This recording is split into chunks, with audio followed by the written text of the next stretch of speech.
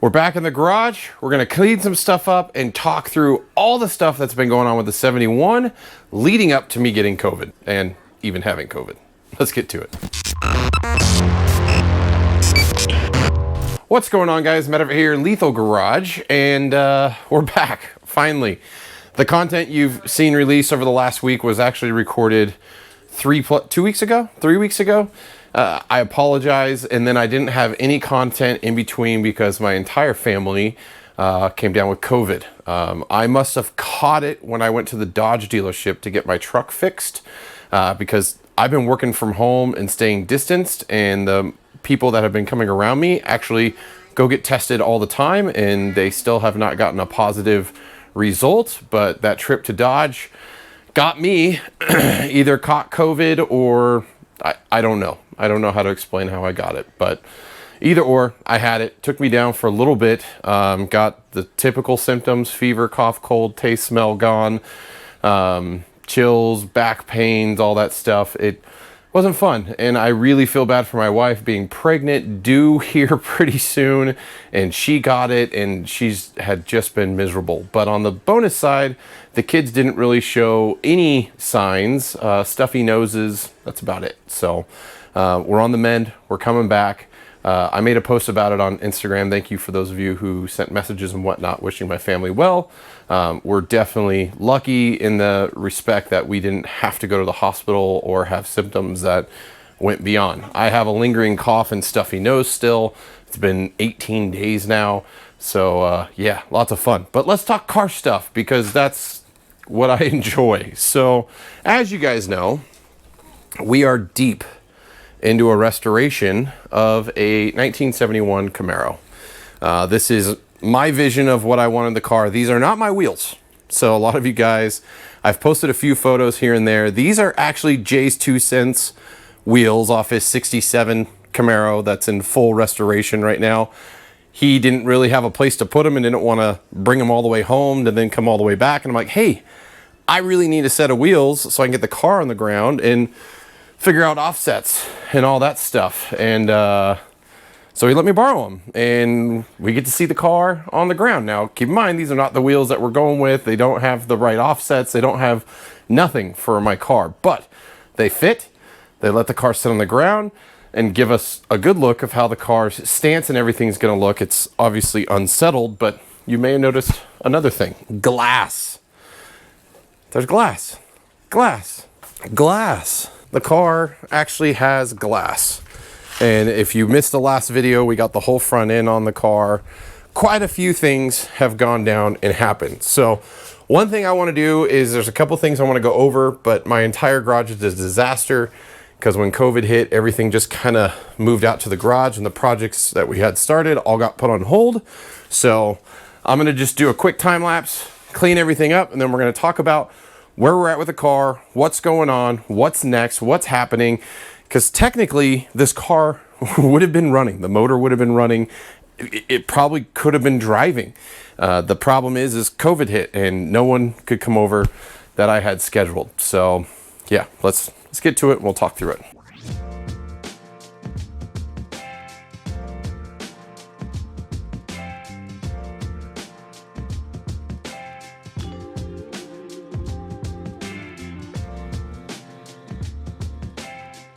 It feels so much better to have a clean working surface. I mean, there's still stuff on there, but it looks way better than it did. So where we're at with the car. So one thing I wanted to highlight, I mean, obviously in the last video you saw we put the front end on the car, got the nose on there. We still haven't really gapped everything. We still have to gap and set the doors and the fenders and just mess around with all of that. A lot of tedious little tiny work that's probably going to take quite a few days just to dial it in. And then the downside is once you start driving the car, you're going to have to re-gap the car again, because as things settle and runs and all that stuff, it's a never-ending story. I'm sure some of you guys who have older cars watching this video, you know it to be true. You gapped and paneled the car, everything was perfect, and then like 6 months later, you're like, what the freaking heck? So all that being stated, what's coming up next? So wiring the car is probably the first big thing, along with getting the motor done. Now, we have just about everything plumbed. I got the final pieces from GM just to cap things off. A few bolts were missing, and the hood is another thing with the hinges. I had meant to get those videos done, and then COVID hit, and it's a little nightmare. It kind of posed a huge problem. I literally couldn't do anything. I'd get up and walk down the stairs and be fatigued and have to go lay down and sleep. Like, yeah, it was bad. So the glass is in. The passenger side still needs to be adjusted. I have the soft seals and the trays in. If you guys are a part of any of the Facebook groups, you may have seen me post about these. So I ended up getting the proper metal trays. These are just soft in. They're not glued in or anything like that. Obviously the metal pieces are screwed into their final location, but they look really nice. Worked out good. Everything lined up. Actually, I can show you a side with. This side's blocked. We'll go this way. So you can see a side with the glass. That's a huge window. It is just massive. So I have the standard lower felt installed right now. I haven't decided if I want to go with the deluxe. The problem is the deluxe has a chrome trim. I don't think it would look bad to add it. The problem is I have no plans to put the chrome trim around the front or around the glass or anything like that. So I just didn't know if it was going to look awkward. Now, there's obviously the chrome trim piece there. I think the chrome trim piece along there might actually look classy and nice enough to keep it that way. So I'm debating going back and forth on that. So overall looks really good. Got the mirrors on, and in doing so I dropped, so this was the adjustable mirror. I don't know if you guys have seen it, but there was a screw inside of it loose or broke, or one of the things didn't work, and I pulled it apart, and in doing so I got the mirror almost all the way off, and on the last sticky part it cracked on me. I was so pissed, but it happened. I do believe they sell replacement glass, but the problem is the whole mechanism is ruined, and I don't know if I can just go buy a new one and then try to put it all in. It's I don't know what to do about that. So that's a slight dilemma. Now let's go back to the front. Now I did start working. I got one of the blinkers in. Now I've decided to go full LED on the setup, so I'll have the two blinkers, and I'll walk over. I have the other one sitting on the counter over there so you guys can see it. And then I started working on getting the headlights in, but I was missing some parts and pieces, so I'm working on that right now. But as far as the blinkers go, so I went with the LED design, non-halo on the blinkers, and then the headlights will have a halo with their functionality. There's a few things we're talking about that we'll do in regards to the blinkers, and potentially converting these so they're on as a DRL as well. I really like the way cars look when all the lights are on in the daytime, even if we have this dim. We might have to set up a specific relay. I'm going to talk with Offer at Gen 5 DIY, who's really good with this stuff, and see if it can be possible to set it up that way. So this is the bezel that the light sits in. Well, I can show you the one up front, but the light sits within this bezel. It goes in from the other side. And then there's another piece that I have in the car right now. At least it should be. Or it's on the ground of the car, in front of the car. Yeah, it's right over here. So this piece down here mounts into these pieces, and then it screws all together and then bolts down and good to go. So it's going to look really good. I also got the lower lip. Now, this is the standard lower lip that you can get. It's the urethane kind of generic one. It's really flimsy. I'm contemplating in utilizing this to use it as a template to make my own custom front lip. I'm going to work with Heath on that. As you guys know, Heath did all the fiberglass on the nose, fixing that. And we think we can probably make something special here that's a little more aggressive, but not as completely as aggressive as you see those really tall ones that guys add splitter rods. Not a big fan of that. I know some people love that, and that's fine, but I want something unique. I've seen a car out there that's done something similar, and I really like the way it turned out, so I might try to copy that. But here you can see this mirror went on with the glass. Looks really nice and clean. And the glass itself, so some of you may be asking, did you go with is it the Felsner or Feltzer or whatever glass? No, I did not. This is actually stock factory glass that we're gonna make work as a trimless glass. So you can see we got a big gap here. We have a way to address this. We're gonna attempt to address it, but it's gonna be one of those one-off things that it's either gonna work or it's definitely not gonna work, and we're gonna have to either re-scratch and do it all over again or live with it for a bit and replace it when the glass gets all chipped up over time. The other big thing is there's a gas tank back here, boys. So the Detroit Speed narrow fuel tank here, maybe I can lay down. So the Detroit Speed narrow tank is in place. We got it bolted up. You'll notice there's no foam or rubber isolation in between yet. Again, we just wanted to get it off the ground and on the car so we can get some weight in there. And it bolted right up. Man, that's really hard to do by yourself. My father-in-law came over and helped me out with that one. It's good. It's good stuff. So, where else are we at? Door locks. Sorry, I'm all over the place in this video, guys, but this was something we ran into. So this door lock kit I originally had that came with the car, the original, or not the original owner, but the previous owner of the car purchased, and they were the wrong locks. We actually got that lock in the car, but it was the wrong one. So if you look at the proper one, I had to order this.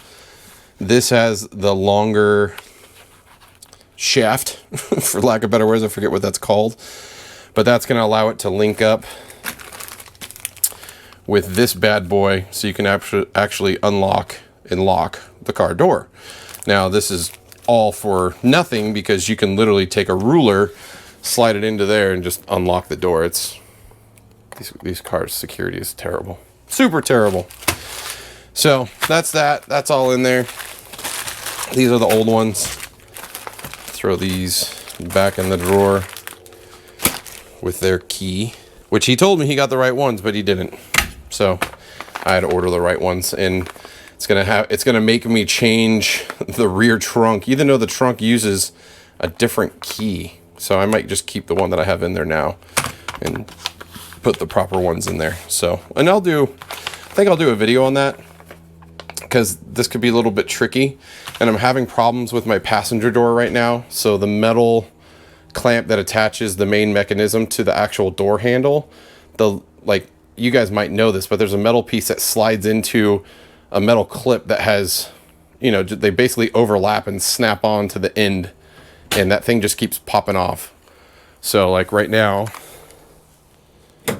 this doesn't work because it's disconnected down there, and I don't know if the camera can see it, but you could see the metal rod is just hanging there because it's not connected to the door handle anymore, which stopped the progression of getting the window aligned and perfect for the install, which is really frustrating. But I had COVID, the glass guys, which I will say, great. So Grace Glass here in Escondido, really good work so far. The downside is they were very adamant in coming out while I had COVID. I mean, obviously I wasn't coming into the garage, but they wanted to come out and get the side glass in because I had paid for the glass, and they didn't want me to think like they were trying to skirt me, and I didn't have that thought. I wasn't pestering them at all. So, but they wanted to come, they came, they installed the glass, and then the door broke, and I'm like, well, I can't come out and fix the door. I got COVID. I don't want to get you guys sick. And so it is what it is. So they're going to come back out, make sure that's all aligned and good to go, and then they'll finish the front and rear glass so that's all done and good to go. The rear looks really good just how it is. So we'll fill it in with the whatever, I think it's a urethane, I don't know what, but they'll fill in the outside. They got the glass sitting up so it's flush with the body as much as they could, and then now we'll just fill the trim in. And I think even at this distance, it's like, damn, that looks good. I really like it. So, and that's just stock glass, so without the trim. What else am I missing? The wiring's happening, the motor, we talked about that earlier. Obviously we have tons of stuff to do on the interior and the doors, and the locks. I mean, there's so much little stuff.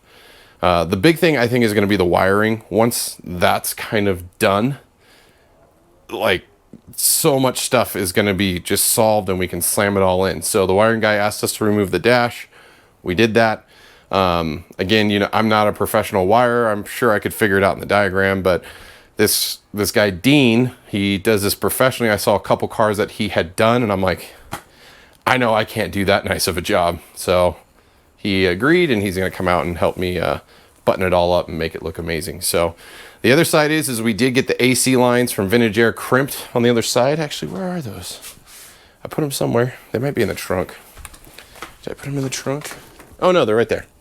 So I cleaned out this back area of all the junk. Now it's just car parts. I did get the AC lines. So when they send you the AC lines, they send them untrimmed and one side crimped. So you can run all of that and then go down and have it crimped. Done really easily. Had that done locally. And yeah, just so much parts. The garage is a disaster. I honestly can't wait for this project to be done, because like all of that will go away. It'll just go away. And that pile there is like Christmas stuff that has to go into storage. So, and same with that stuff down here. But yeah, I'm rambling. I think a lot of you guys might be at this point or dreading getting to this point with your car if you guys are building one.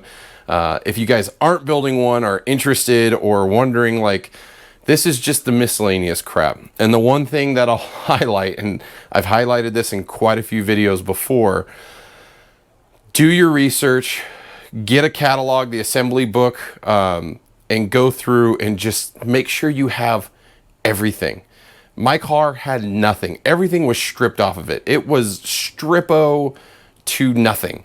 And because of that, I don't know what was missing that had to come off in certain spots. So I didn't even think about it. Like a prime example, this stupid metal trim here and the metal trim up here that this soft seal goes into. I didn't know. I had no idea. So do your homework, dig through the book, like look through everything. Do I have this part, that part, this part, that part?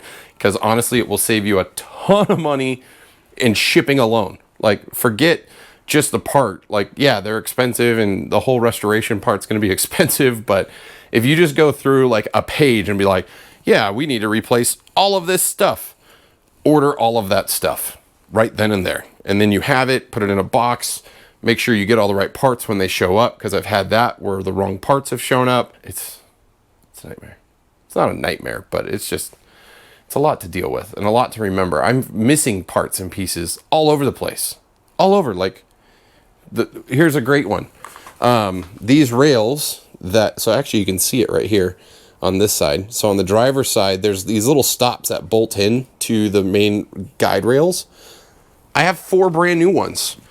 I can't find them anywhere. I know they're in the garage because I saw them not too long ago, but I have no idea where I put them. And that's where we're at. That's where we're at in this part of the build. So the nice thing is I'm getting better. If you guys can't tell, you can, like, there's a little congestion still going on.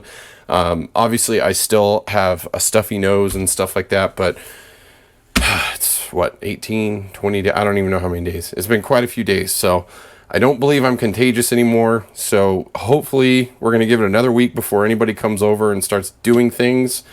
And then from there, we'll be able to hopefully get things going. I really had hoped to get this car done before our baby girl arrived, and I don't think that's going to be the case anymore. My wife is on permanent bed rest right now with contractions happening consistently, hourly. They're not close enough to go to the hospital. She has to go to the ER 2 times a week because she had COVID. She has to go to the hospital ER 2 times a week, and they do what's called an NST, and that's just monitoring her and the baby. And they're just like, you're not having this baby yet. We'll do whatever we need to do to stop it. But we're getting to the point where they're like, once you're 2 weeks out, they're not going to try to stop it. So I have a pretty good feeling we're going to have a brand new baby, which that's going to put a hiccup in things as well. So, and not in a bad way. It's just things are not going to progress as fast as I'd hoped. So the goal was to try to get it all done before that. And that's just not going to, I don't think that's going to happen. I guess the one thing I do want to say is thank you to those of you who watch these videos from beginning to end, ask questions, leave comments, are invested in this build, watching like a TV series in a way. Thank you for supporting the channel. Honestly, like, YouTube doesn't generate a ton of revenue, but the revenue it does generate all does go into the content, the cars. I've actually got assistance in editing videos now, which has freed up a lot of time so I can go be with family, which I think is worth every penny of what I'm paying for it. So you guys may have noticed that in the last handful of videos that I've uploaded, that they're a little bit better edited. Long pauses and stuff are out. So yeah, that's it. So that's all I got for you guys today. Thanks for checking it out. Thanks for watching. If you guys want more content, hit that subscribe button. The 71 will be done sooner than later, and we'll have another edition, and hopefully her first car, well, no, her first car ride will be in the Suburban coming home from the hospital. Dang it. I was really like, that'd be awesome to be able to go to the hospital in the 71 and pick up our newborn and my beautiful wife. It's not going to happen. Either or. Thanks for checking it out. Thanks for watching. And until next time, guys, see you on the road.